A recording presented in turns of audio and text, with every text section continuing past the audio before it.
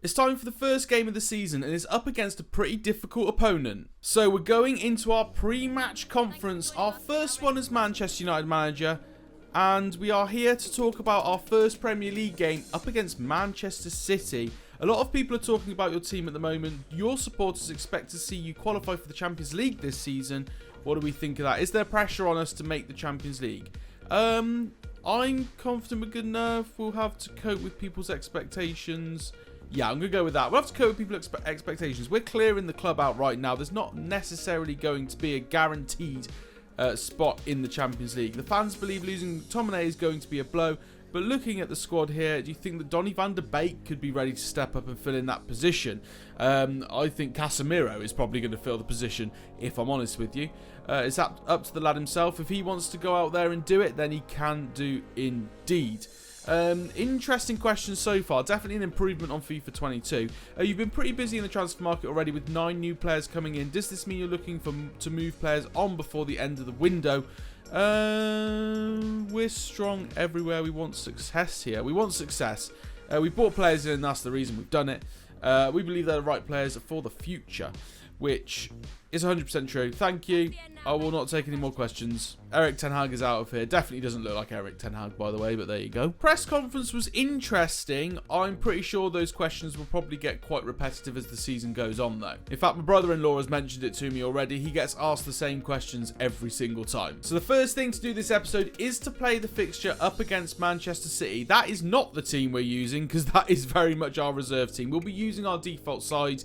I think it's probably good enough to give a little bit of a challenge to Manchester City, but this is going to be a difficult game to say the least. Okay, Basics Plus. Transform opportunities into goals. We've got to shoot and score a goal. We've got to pass the ball to a player inside the opponent's box. And we've got to switch player with L1 to control the best player for defending. That basically seems like you're basically trying to hold my hand on how to play FIFA. Here it is. Old Trafford, first game of the season. The cameras are getting polished. The fans are gathering outside. This is all new. I haven't seen this before, to say the least.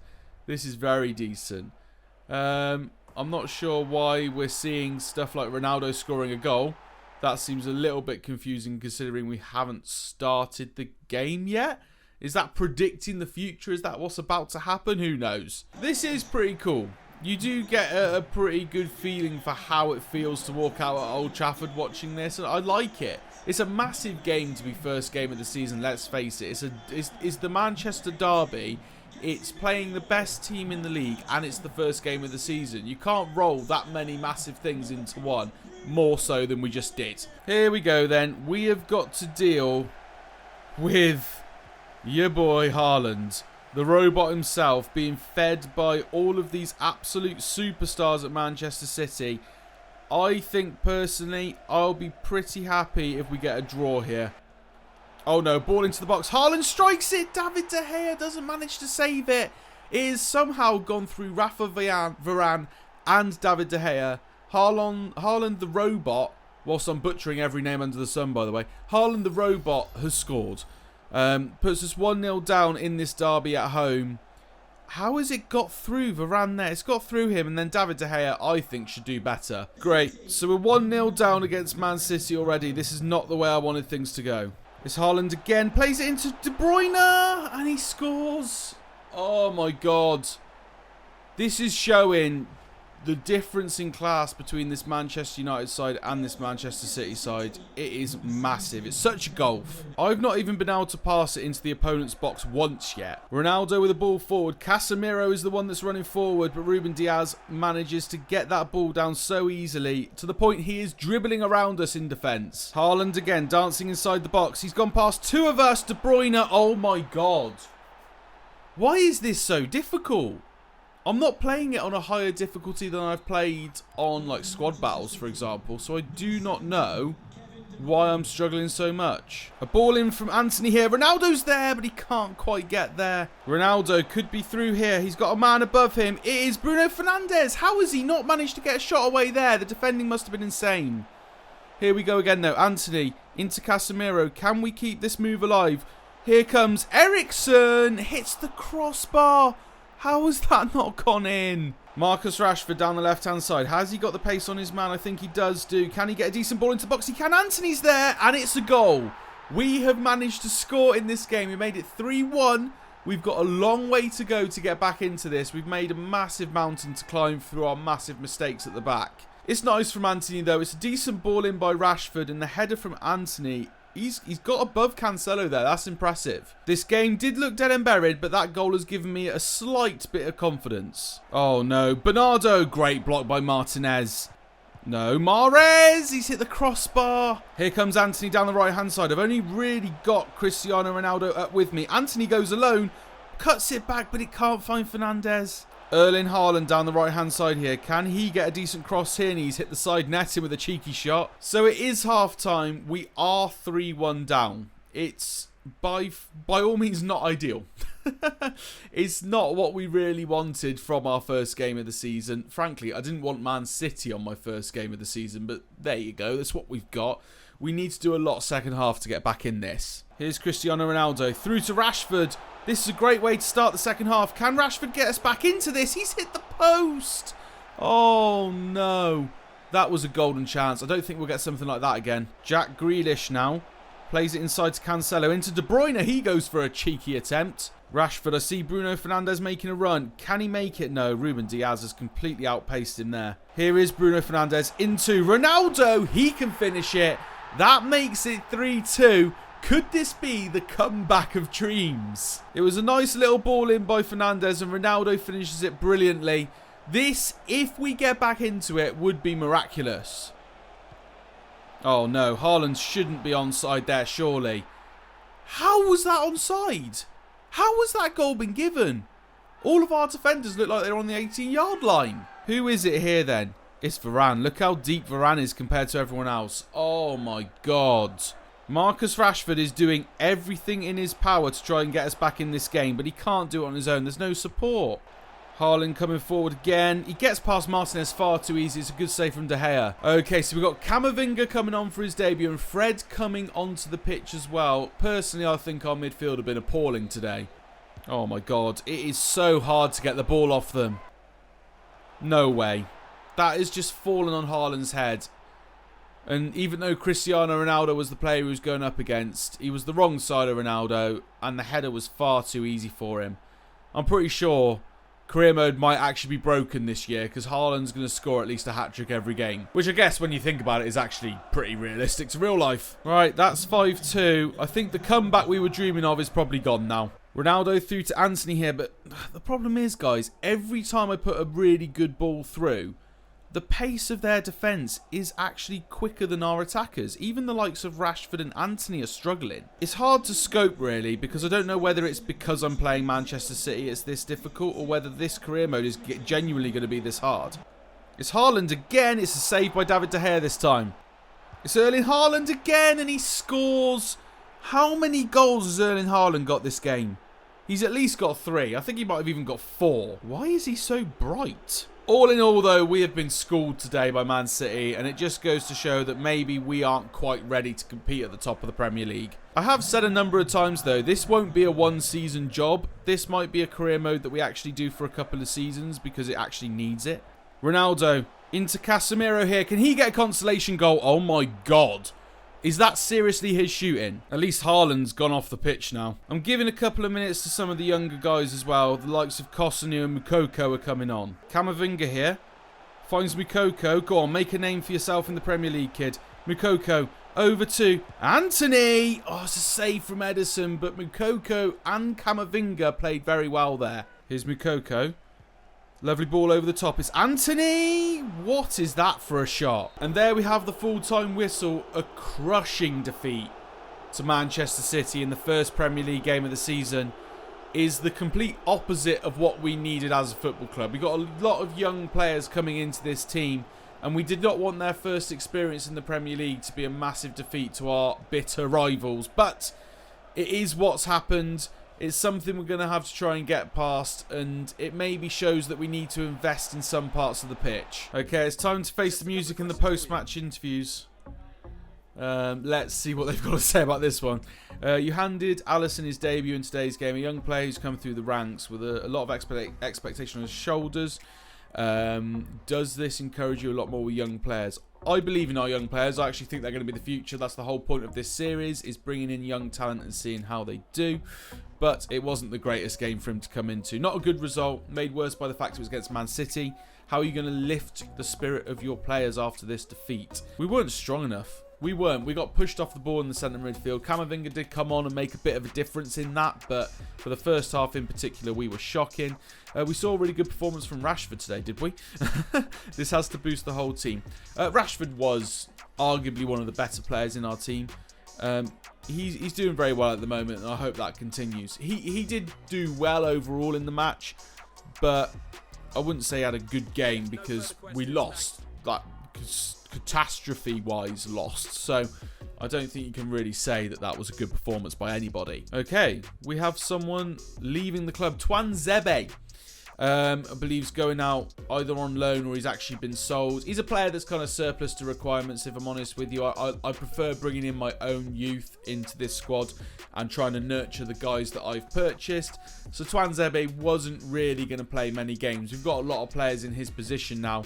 In fact, it's one of the positions that is the most strongly sought after in the club. We've got a lot of players in his position that are very decent. So he was never really going to get many games this season. Did we send him on loan, or was it was a sale? 5.1 mil to Newcastle. Good reminder there for me. It's a bad negotiation. You could have made 300k more profit. What? I get an F because I didn't make 300k more profit. That's a bit harsh. Sassuolo want to offer 2 years of loan for Brandon Williams.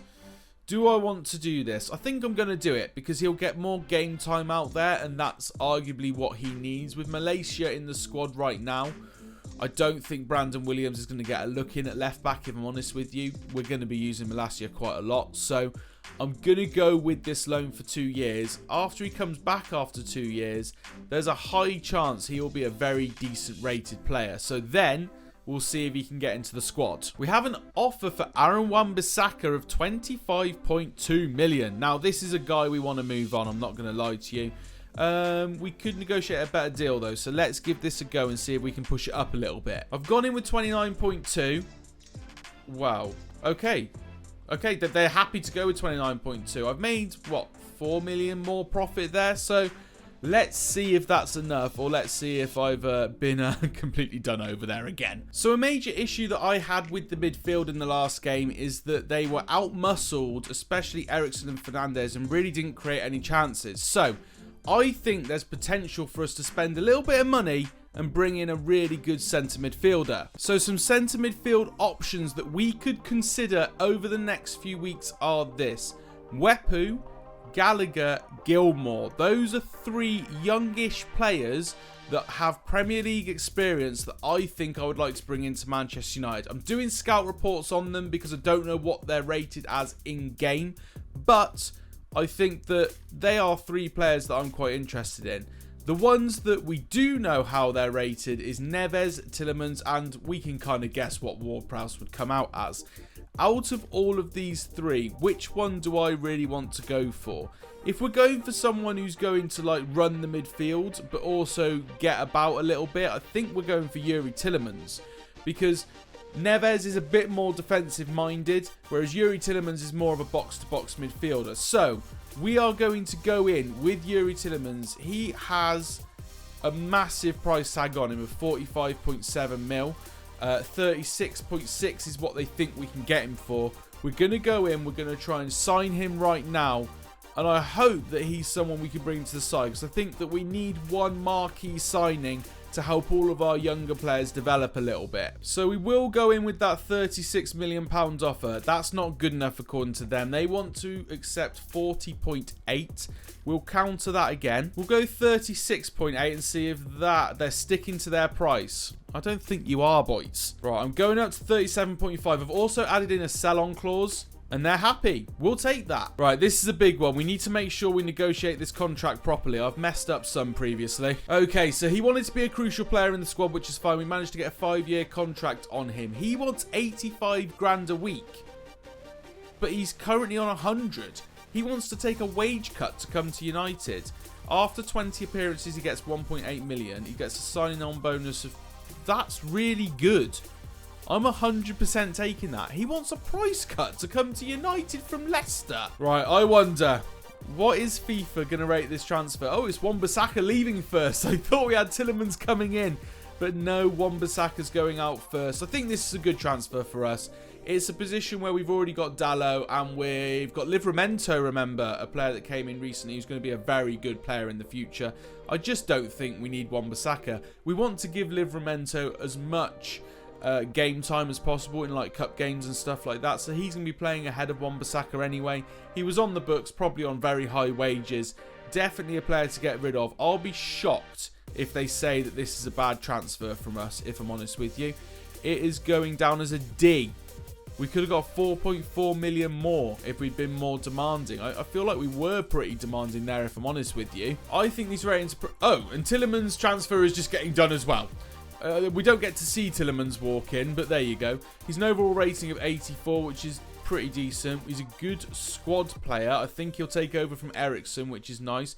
A bad negotiation. We could have saved 10 mil. No, we couldn't. They were sitting on 40.5 million, and I managed to get them down to 37.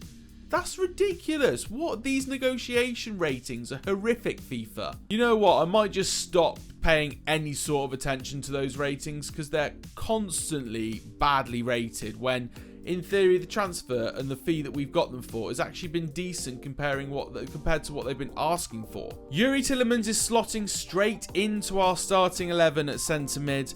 Eriksen is the one that's taken the cut right now, but I think that we will be rotating those three midfielders with Fred, Eriksen and Camavinga quite regularly anyway. So cover at left back, we've got Shaw.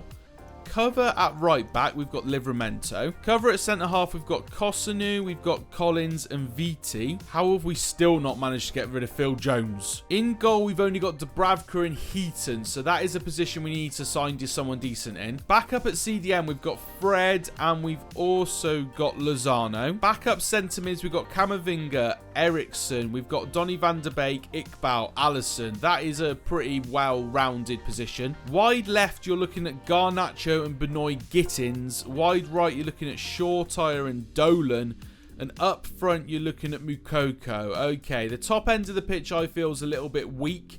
If Rashford or Antony get injured, we're pretty screwed. So I think maybe I'll go for another right winger. Dolan's 70 rated's all right, but he's not really going to be starting. If I was going to take anyone out of that front three, it would probably end up being Antony. Rashford played well last game. Antony didn't. Ronaldo was all right, but it's Cristiano Ronaldo. Like, you give him the ball, he will score a goal, which he did do. So it's hard to take him out of the team right now. I feel like there's not many positions we really need to focus on. The main one is probably goalkeeper. As far as backup goalkeepers go, I've actually found a few that I'm looking forward to seeing what they're like. So Bazanu, we're currently already doing the scouting for. There's a chance that he's going to be very decent. And Green as well. Etienne Green, who actually plays for Etienne, which is quite funny. He's getting scouted as well. I think he could be a decent goalkeeper. I'm actually holding out a little bit on Bazanu. Meslier, I don't really want to go out and spend as much money as that's going to cost because you're looking at around 35 mil. I feel like that's quite a lot. And then Gamello, I still can't scout this guy. So you know what? He's gone. I've had enough of him. We did say that we were going to go for Pino or for Marquinhos, but I haven't had any feedback from you guys as to saying to whether we should go for them. So if you think we should go for them, please put it down in the comments down below. Okay, so another departure from the club is Brandon Williams. Only a 2-year loan though. He's not going for good, but he's going for now. I think when he comes back, there's a chance he might be able to put some pressure on the guys that are in left back and right back. But right this second, he's just not ready. He's not ready to take on Malaysia at left back. He's not ready to take on Dalot at right back. So I think that that's probably the right move for him. Take a little bit of time away. He will have to come back and compete with Livramento on the right. But on the left-hand side, there's not really anyone else to compete with. So I think that's a good deal personally. Let's see what FIFA says. Good job. We'll take it. Thank you. We have a loan to buy offer for Charlie Savage. I don't want to do loan to buy, so I'm going to try and delegate it, but I only want to do a 1-year loan, please. So we'll see what that comes back as. Okay, we have right winger Kubo. who I think's quite an interesting little talent that we could get a hold of here. He plays for Real Sociedad, the Japanese right winger, age 21. He's 74 rated overall. I'm actually a little bit interested. Now, their asking price is 11.7, but they think that we can get it for around 9.4. I'm going to go in. We're not paying 18, that's for sure. I'm going to go in and see if we can get this on a decent deal. I think he's a good player. Right, I'm going in at 8 million. I think that's pretty cheap. They want to do an alternative. They want Kosunu. I've only just got Kosunu. So we'll go back in with the same offer. And they want a sell-on clause. That's absolutely fine because he won't be sold at any point. I highly doubt anyway. But 8 million. They're happy with that. We'll take it. Keeping in mind, the board said that I'd have to pay 9.4 and I've just got him for 8. If it says an F on this rating, I do not understand how this game works. Okay, so he's coming in as a prospect. His contract length is 5 years and he's currently on 18 grand a week. I'm going to push that up to 20 grand. And I'm going to give him a reasonable signing on bonus for a kid of his age. That's 300k. He could buy a house with that, let's face it. Any more bonuses? I think if he makes 10 appearances, he gets another 300k. I think that's pretty decent as well. So I'm going to submit this offer, see what he says. It's a bit of an insult. How's that an insult? I don't understand this. He's getting more money than he's currently on. And he's out. For God's sake, I don't understand how negotiations work on this game. If they don't like what I'm offering them, why don't they just ask for more? Oh, that's annoyed me. That's annoyed me so much. I don't get negotiations on this game at all. Inbox has 7 messages in it, and that's what we'll be starting with next episode. If you guys have enjoyed, thank you very much for watching. Hit a like button on the video to show your support. Comment down below. Why do I not get negotiations right? What am I doing wrong? You need to let me know. Subscribe to the channel if you are new, and I'll see you in the next one.